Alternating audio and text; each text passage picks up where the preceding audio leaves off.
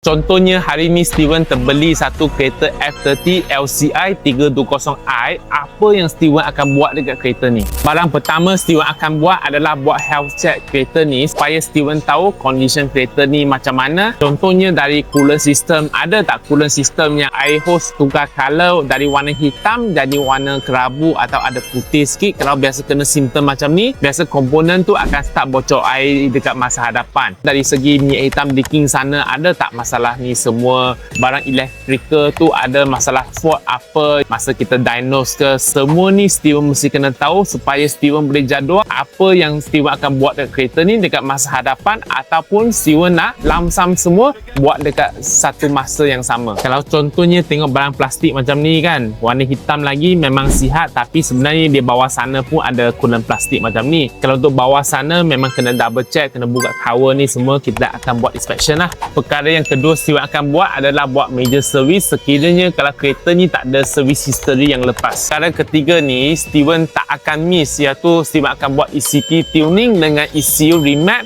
stage 1. Boleh tak kalian semua komen betul tak cara macam ni, ataupun ada apa nak tambah, nak tolak, tolong cerita sikit.